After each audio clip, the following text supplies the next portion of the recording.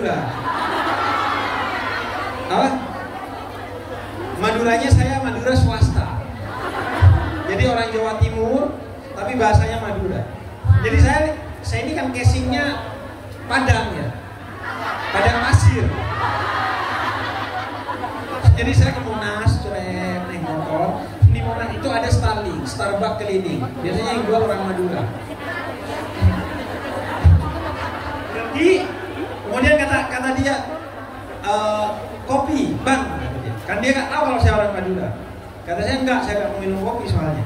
Terus saya pergi, dia ngomong ke temannya pakai bahasa Madura, kempesin aja nanti bannya. Karena saya nggak beli kopinya. Saya ngerti karena orang Madura. Saya noleh pakai bahasa Madura. Ngapain kok sampai mau dikempesin bannya? Terus kata dia, tuh, Tretan TV. Saudara sendiri kata dia. Akhirnya dia salaman sama saya dan dia kasih saya air mineral gratis dan kopi gratis. Karena kenapa? Karena tahu orang Madura dan ketemunya tidak di Madura. Jadi bayangannya, oh ini saudara saya. Kita kan kalau di luar negeri makin ngerasa gitu kan.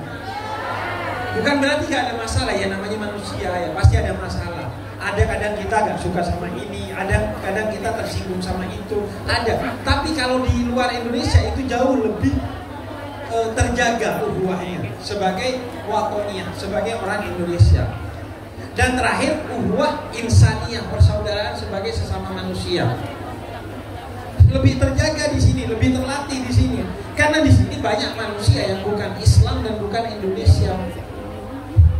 Dan kita akhirnya harus saling mentoleransi dengan mereka, saling menghargai mereka, saling menghormati mereka, sehingga iman kita sebagai orang Islam yang salah satunya ditekankan oleh Nabi Muhammad melalui Sayyidina Ali bin Abi Thalib yang berkata, siapa yang bukan saudaramu dalam agama adalah saudaramu dalam kemanusiaan. Terlatih di Hongkong, biasa ngurusin orang non-muslim, biasa ngurusin orang yang tidak beragama, toleran kepada mereka, menghormati dan menghargai haknya, tetap cinta meskipun berbeda. Itu semua dilatih di sini karena keberkahannya jadi TKI di Hong Kong.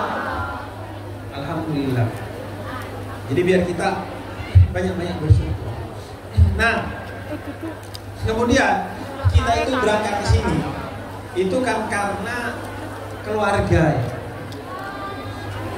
Antara keluarga itu orang tua, anak, suami, pokoknya keluarga.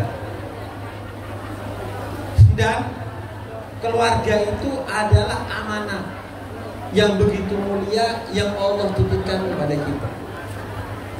Karena itu di Al-Quran banyak sekali cerita tentang keluarga yang baik untuk kita teladani maupun yang buruk untuk kita ambil pelajaran.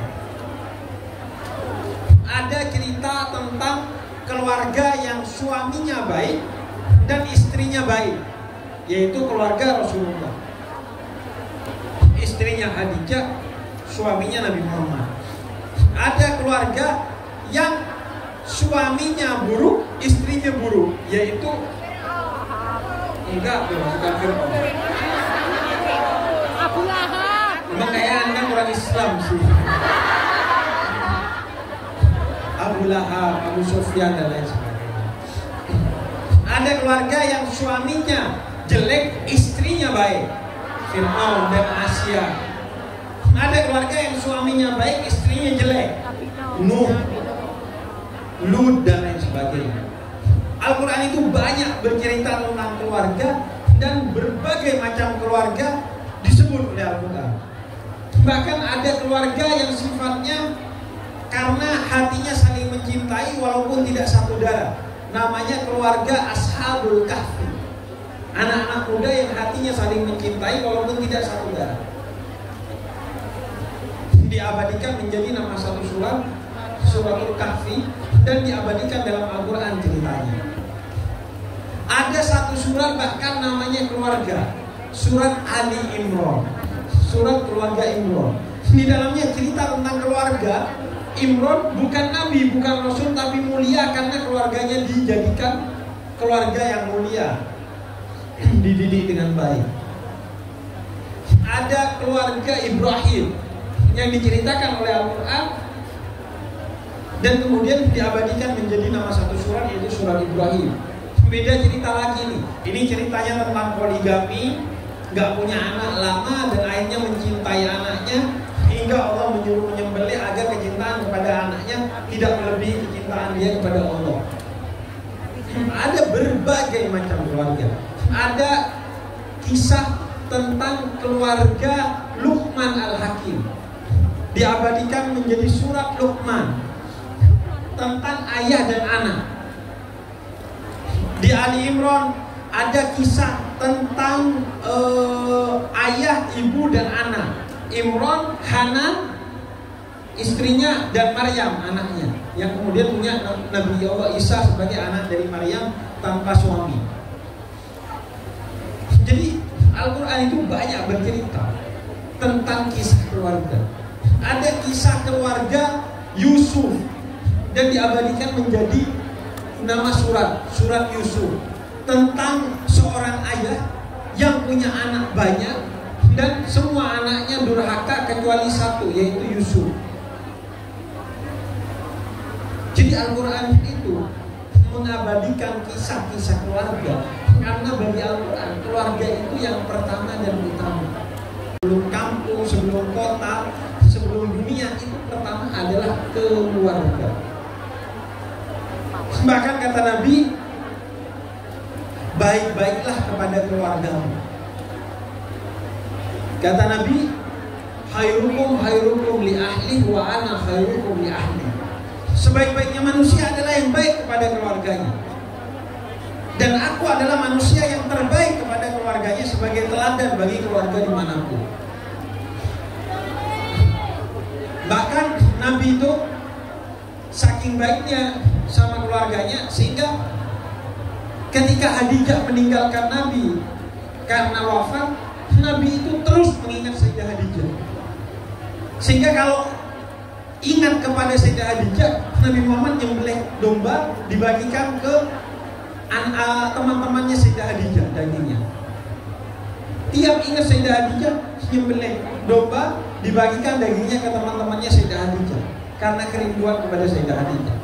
Nyebut Sayyidah Aisyah Humairah yang pipinya kemerah-merahan, ungkapan cinta. Begitu juga Al-Quran. Al-Quran katakan, ku anfusakum wa ahlikum naro, jagalah dirimu dan keluargamu dari api neraka. Maka kita diajarkan oleh Al-Quran untuk menjadikan keluarga kita itu sebagai keluarga yang mulia, bahwa keluarga itu yang utama bagi kita.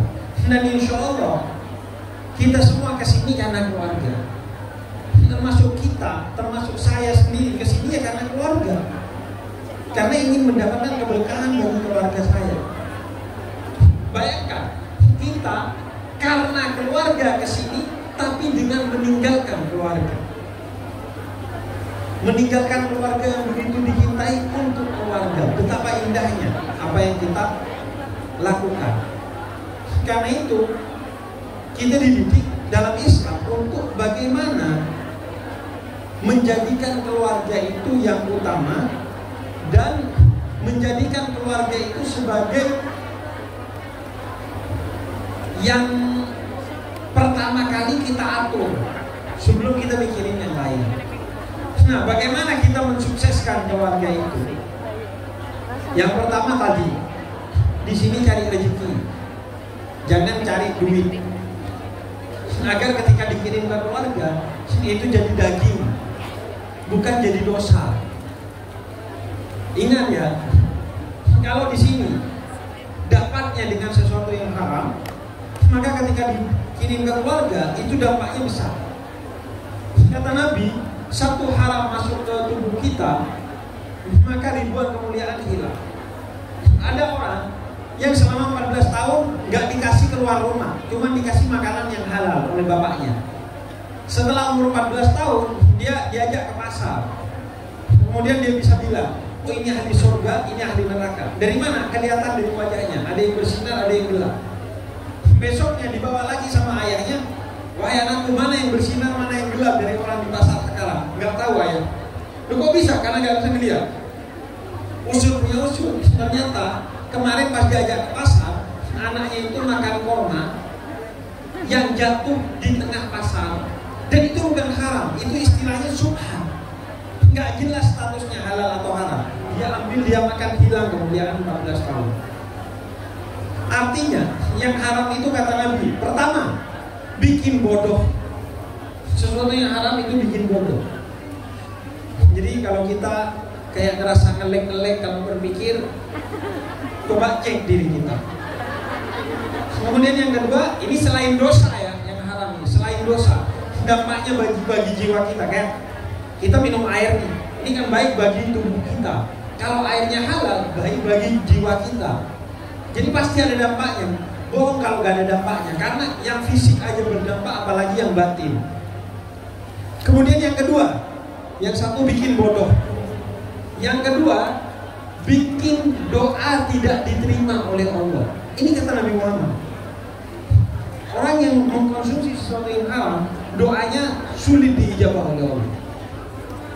Makanya kalau ada ibu-ibu di sini semua berdoa, tapi kok gak dikabul-kabulkan, coba cek duitnya deh. Jangan-jangan kemarin makan rendangnya rendang babi. Yang ketiga kata Nabi Muhammad, sesuatu yang haram itu akan membuat kita condong kepada keburukan. Diajak ngaji susah, diajak maksiat gas, diajak keburukan oke, diajak kebaikan enggak. Maka yang kedua adalah hati-hati dengan apa yang kita kirim. Pastikan kehalalannya, terlebih ketika terkait dengan anak. Kemudian yang ketiga, bagaimana menjaga keluarga yang baik? Ku anfusakum, jaga dirimu dulu dari keburukan, baru jaga keluargamu. Cukup, kita gak perlu jaga ini komunitas, gak perlu jaga tetangga, gak perlu. Kata Al-Quran, yang penting itu jaga dirimu dan keluargamu. Mau Indonesia gak terjaga, Hongkong gak terjaga, tetanggamu maksiat, terserah. Tugas dari Allah yang utama itu adalah jaga diri dan keluarga. Jaga keluarga utamanya adalah dengan mengawali jaga dari diri kita sendiri. Makanya Nabi Muhammad itu sebagai pembawa perubahan dimulai dari dirinya sendiri. Makanya beliau suri tauladan. Sebelum nyuruh orang, beliau melakukan. Nggak kayak bapak-bapak di Indonesia sambil ngerokok ngomong, kamu jangan ngerokok nak. Cukup bapak yang ngerokok. Ya nggak masuk. Dirinya aja melakukan, kok nyuruh orang lain. Maka tanpa mengawali diri kita percuma. Makanya kata Jalaluddin Rumi itu seorang kekasih Allah, ulama, beliau katakan begini, ketika saya pintar, saya ingin mengubah orang lain. Tapi ketika saya bijaksana, saya ingin mengubah diri saya sendiri. Sama kayak teori gelas kalau kosong. Gelas kalau kosong gak bisa isi gelasnya orang lain. Kalau kita ingin keluarga kita baik, diawali dari diri kita. Terlebih seorang perempuan. Perempuan ini tonggaknya keluarga. Kalau perempuannya baik, keluarganya baik. Kalau perempuannya gak baik, insya Allah keluarganya juga gak baik.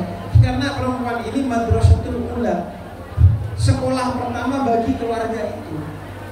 Yang nata semuanya perempuan, yang ngedidik perempuan, semuanya itu perempuan. Yang sholat di rumah perempuan, kalau laki-laki sholatnya di masjid, banyaknya di luar rumah. Semua itu di perempuan.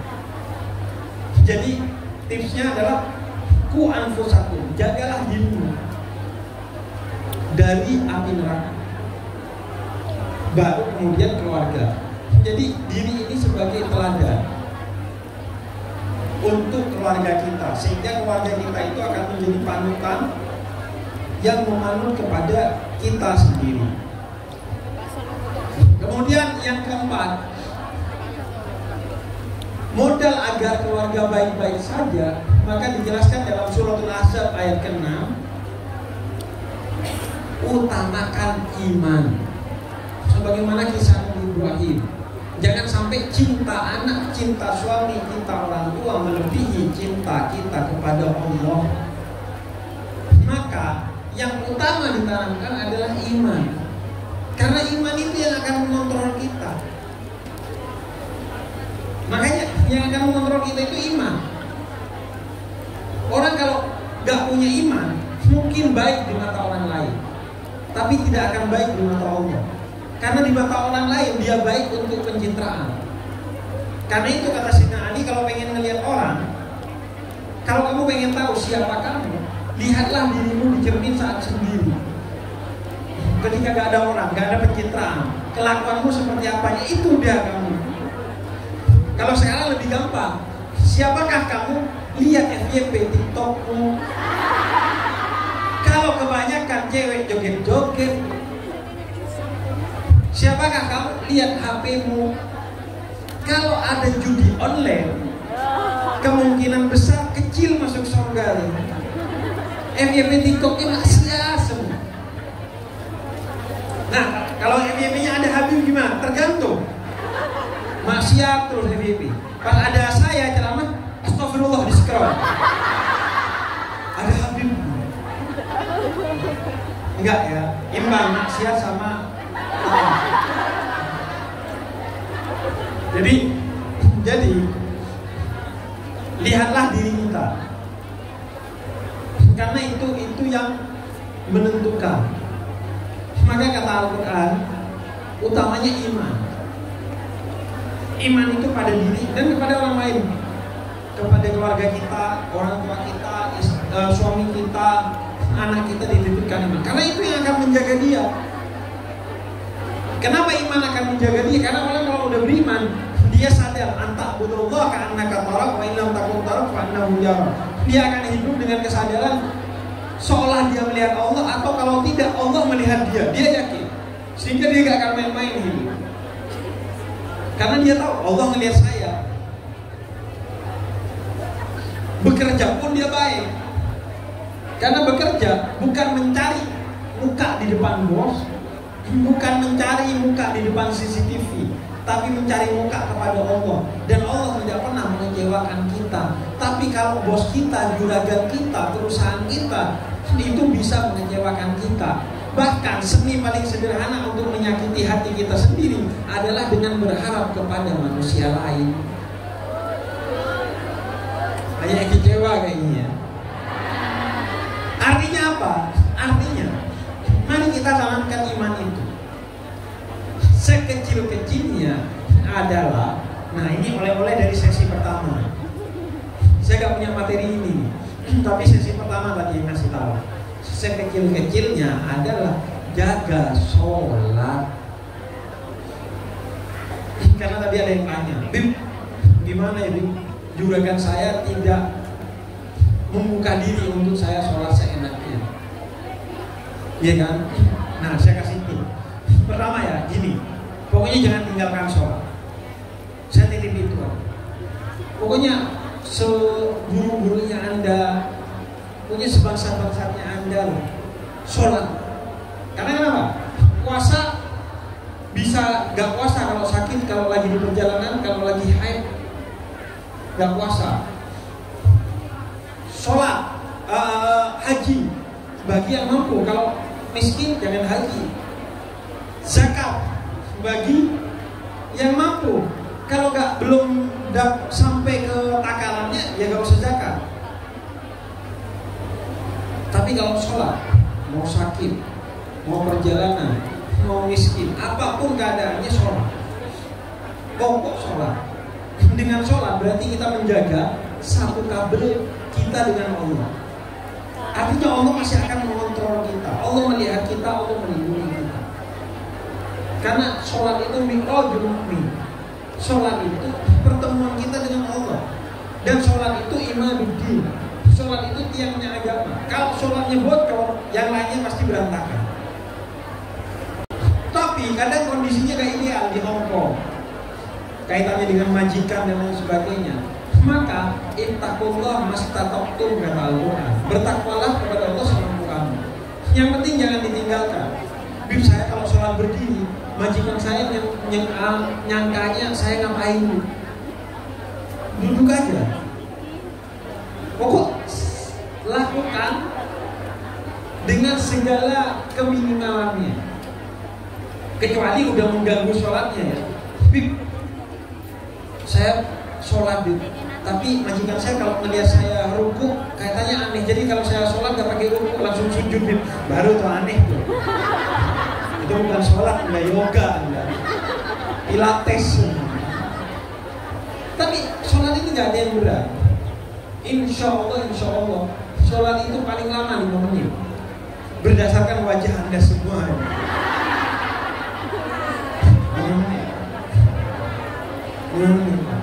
Bahkan bagian sini kayaknya 3 menit nih. Iya. Apa? Oh repot, sembunyi-sembunyi. Nabi pernah sholat sembunyi-sembunyi. Pokok jaga, biar Allah menjaga. Iya, biar Allah menjaga. Itu doanya para kekasih Allah. Ya Allah undur ila abdi. Allah lihat ke saya. Cara mintanya Allah dengan sholat. Laporan tiap hari 5 kali. Ya Allah, saya ada loh, tolong urus saya. Maka jaga sholat itu seminimal-minimalnya iman. Karena kata Nabi Muhammad, sholat itu membeda antara orang beriman dan orang kafir. Orang kalau udah gak sholat, itu berarti kafir. Maka tolong jaga ini. Bukan hanya jaga pada kita, keluarga kita. Kalau bisa teman-teman kita diingetin soal ini. Dengan semampu kita, seminimal-minimalnya, dengan segala kekurangan dan kelemahannya. Yang penting sholat dulu, agar Allah mengurusi kita. Nanti urusannya gimana? Allah yang atur. Gak usah kita yang mikirin. Jadi selanjutnya itu adalah jagalah keluarga kita dengan iman. Karena dengan iman itu maka walaupun kita berjauhan LDR, maka insya Allah iman itu yang akan menjaga dia. Iman dia kepada Allah bikin dia gak aneh-aneh, dan Allah jadi urusin dia, gak membiarkan dia. Dan juga sebagaimana dalam Suratul Qasas ayat ke-26, walaupun LDR tapi komunikasi untuk silaturahmi dan musyawarah harus terus dijaga. Kata Allah dalam Al-Quran surat Yusuf dan suratul Qasas, musyawarah itu harus terus terjaga, komunikasi harus terus terjaga. Jangan ngambil keputusan sendiri. Oh karena saya kerja sendiri, saya gak izin suami mau ngapa-ngapain, gak boleh. Oh karena uang saya, keputusan kepada anak saya ambil sendiri, gak boleh. Tetap kita harus bermusyawarah.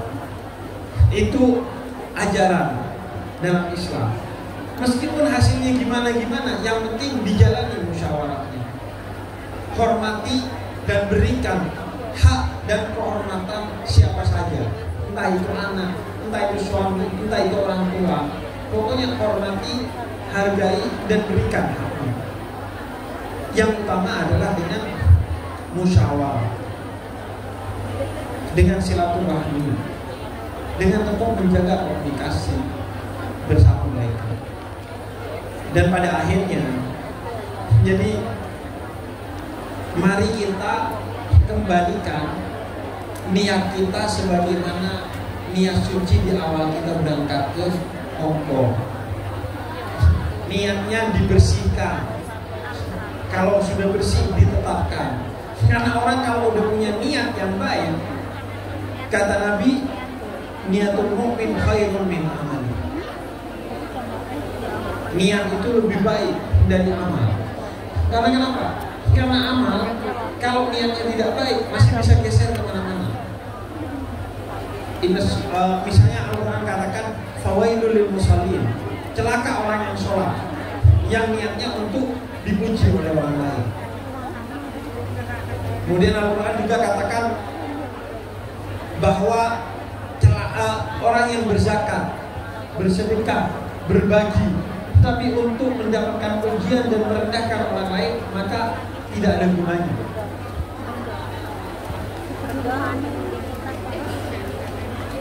segala sesuatu itu kembali kepada niat. Maka mari kita kembalikan niat.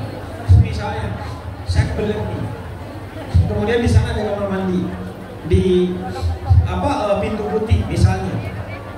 Saya niatnya mau ke kamar mandi, maka jalannya sesulit apapun saya akan jalan. Wah, permisi. Lalu yang kedua, di kanan kiri ada yang manggil, saya gak peduli. Karena niatnya udah mau ke sana. Udah kebelet. Begitu juga kita di Hongkong, mari tata niat. Kalau udah baik niatnya terus pegangnya. Karena di sini itu kan banyak godaan. Setan berkeliaran. Tarikan maksiat di mana-mana. Maka yang bisa menyelamatkan adalah niat. Kalau niatnya baik, semua itu gak akan terhiraukan lagi, gak akan mengganggu kita.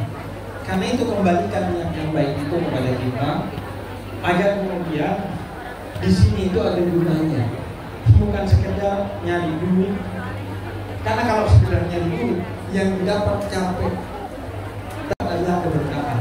Kalau udah berkah, beres. Udah semuanya beres kalau udah berkah. Mau ngapain aja di sini beres. Karena udah berkah. Allah yang jaga. Orang itu kalau hidupnya berkah, Allah yang jaga. Udah niat maksiat aja dibelokin semua.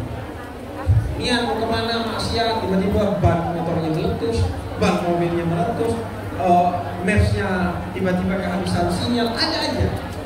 Cara Allah untuk memalingkan kita dari kemaksiatan. Dan itu utamanya tentang iman, tentang sholat, tentang mengkonsumsi segala yang halal dan lain sebagainya. Itu mungkin dari saya sebagai pengantar. Iya, jadi kita akan lanjutkan dengan tanya jawab. Silakan monggo mau tanya, cerita apapun terkait dengan tema, tidak terkait silakan. Monggo apa? Oke. Ya, sebelumnya jadi pesan dari Mbak.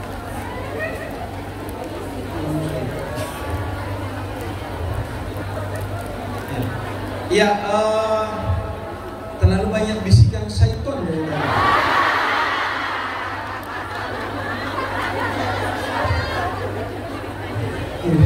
Jadi, ya Anda percaya kan? Saya ini cengengesan orang.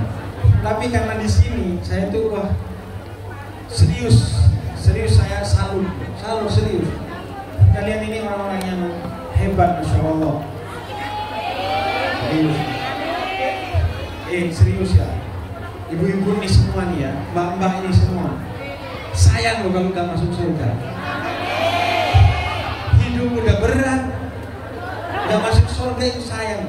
Soalnya kalian dengan surga tuh sisa 1 senti doang. Serius. Saya bukan pengen nyenengin, bukan apa. Serius. Anda ini begitu mulia, Anda kesini ini berjihad di jalan Allah. Sayang kalau dirusak dengan hal-hal yang tidak dibenarkan. Nah, sebelum kita lanjut ke tanya jawab, nanti akan ada tanya jawab. Termasuk kalau ada yang non muslim mau nanya, silahkan. Saya kemarin ditanya, jadi saya pernah kemarin pengajian di Kudus. Itu ada non muslim yang ikut nanya, "Bib, saya boleh nggak masuk masjid? Kan saya bukan Islam." Kata saya, jangan masuk masjid, masuk Islam boleh. Login juga boleh. Jadi nanti silakan siapa aja nanya apa aja, monggo aja. Nah, sebelumnya ini diingatkan oleh Bunda, nanti akan ada teman-teman dari panitia yang berkeliling, insya Allah akan mengumpulkan semampunya, seikhlasnya. Yang terpenting diniatkan untuk menjaga diri kita dan orang-orang di sekitar kita sebagai keluarga di sini. Akan digunakan untuk acara-acara seperti ini, akan digunakan untuk membantu teman-teman kita yang mungkin tersesat ya. Tadi saya diceritain banyak kadang ada putus kerja malam hari, dia tidak tahu harus nginap di mana dan lain sebagainya. Jadi akan dimanfaatkan untuk itu. Kalau saya alhamdulillah sudah ada industri saya. Jadi begitu. Jadi monggo, dan ini buat kita semua. Sebelumnya Allah katakan kalau ada mayat yang dikasih tawaran oleh Allah untuk hidup lagi, dalam surat Munafikun ayat ke-10 diceritakan apa yang ingin dia bagikan. Apakah dia sholat, puasa, haji? Enggak, sedekah. Dia akan berbagi kepada orang lain. Diniatkan sesuai hajat kalian semua. Mungkin ada yang hajatnya lagi sakit atau keluarganya sakit, semoga berkah sedekah ini jadi disembuhkan. Mungkin ada yang pengen dapat jodoh, berkah sedekah ini semoga disegerakan jodohnya. Mungkin yang belum punya anak seperti saya, dengan keberkahan sedekah ini segera diberikan pengumuman. Pokok apapun masalahnya, karena keberkahan menyelesaikan masalah orang lain, insya Allah masalah kita diselesaikan oleh Allah. Karena kata Allah dalam Al-Quran, in ahsantum ahsantum li anfusikum. Islam tidak mengenal hukum karma, tapi hukum karma itu ada. Karena kamu baik, kebaikan itu akan kembali kepada dirimu sendiri, asalkan ikhlas. Itu silakan Bunda. Sambil sholawatan, Habib minum dulu ya Bib ya. Terus nanti kalau yang malu bertanya bisa kirim surat cinta, nggak apa-apa, okay? Kalau yang nggak bisa maju nanti biar dititipkan panitia, okay? Kita sholawatan dulu dan berikan yang terbaik, kita hijau. Ikhlas? Ikhlas. Shollu ala Nabi.